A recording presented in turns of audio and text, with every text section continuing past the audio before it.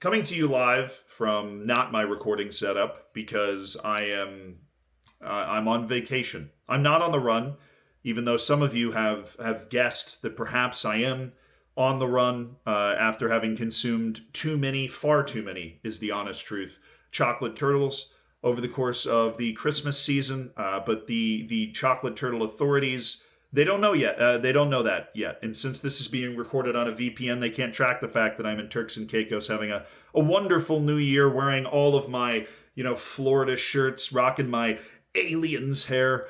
Yeah, it's just a freaking lovely time. And of course, I want to spend that lovely time indoors talking to you about arguably one of the most Zealandism initial headlines I've ever seen.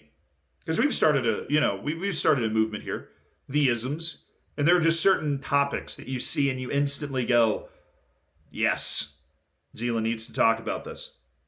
And so here I am, inside on a wonderful 80 degrees Fahrenheit day, somewhere in Turks and Caicos, where I'm going to overdox myself here. I don't know what this is. We don't want people showing up, trying to discuss the greater points of my last video with me. To talk about this ism that I was tagged in a lot. And honestly, some of these things, I find some of these things by myself. I don't even know how you guys find this stuff, right? I guess that we've got people that watch this channel all over the world, so it's likely that we have, a collection of fans in India. If so, what's up, my dude? How you doing? No, they tagged me in this, and it involves the Indian women's national team. And believe it or not, it's not the first time we've talked about the Indian women's national team. They get up to a lot. There was the South Asian Women's Championship, which was very exciting, and they played like a 300-minute match against Nepal. But this was a friendly against an archipelago populated by about 300,000 people called the Maldives that really should never have been played. And the world, the football gods, informed everybody that this never really should have been played. Now, I don't know why the Indian women's national team, a nation of like 38 billion people, right, is playing against the Maldives in a friendly. They shouldn't be. All right. The Maldives is a nation of 300,000 people that is of a culture that is not exactly into soccer in the first place, right? They're of the South Asian culture. So soccer, football is just starting to take hold. The men's national team for the Maldives also sucks. And also from a part of the world that has struggled to get women involved in sports. If we're just going to call a spade here. They're doing a good job. India in particular's women's national team has obviously taken massive steps. Maldives, I don't know. Maybe this friendly is part of that.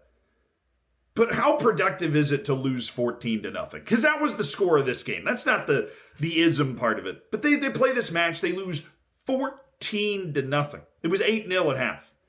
Of course, the worst ever loss was Australia and American Samoa was 37-0.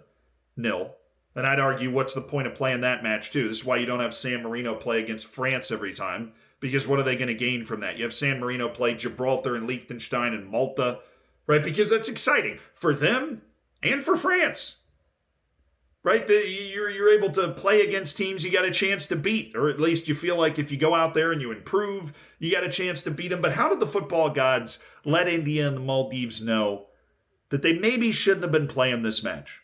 Well, that came in the form of one of the more exciting delays that you'll ever see. I'm not talking about a streaker. I'm not talking about an hour-long protest because of a goal that was disallowed, like the one that happened between India and Nepal, or the atrocious red card that happened in that match between India and Nepal. I'm talking about bees.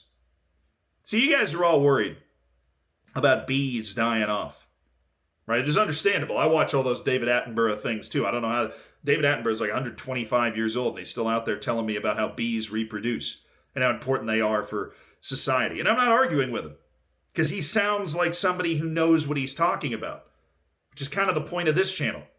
I don't know what I'm talking about either. I'm willing to wager. Now, Attenborough knows what he's... Who am I kidding? Attenborough knows what he's talking about. But sometimes bees get a little annoying. Like that time my brother whacked a pool deck chair with a paddle at the age of 4 and a giant wasp's nest happened to be underneath it, and he had to launch himself into the pool in order to get all the wasps off of him. Now, I realize those aren't bees, but let's be honest, they're all the same thing. A linesman in this game decided to get in touch with the central referee and halt play. I'll let the video take it from there because, well, the video's just kind of funny. After he halted play, the linesman sprints into the middle of the field, covered in bees.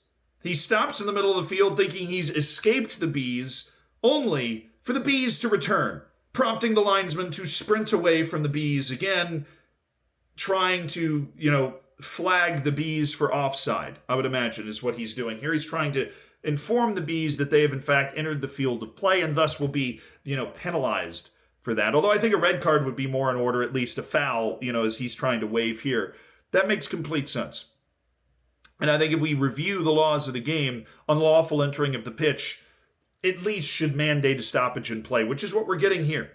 Now, the funny thing about this is there's multiple articles, there's multiple articles pertaining to this incident. One from the Times of India, one from the Indian FA, which has the rather innocuous title, India completes a Maldives massacre. Now, I love alliteration, but do we need to go with massacre here? I don't know.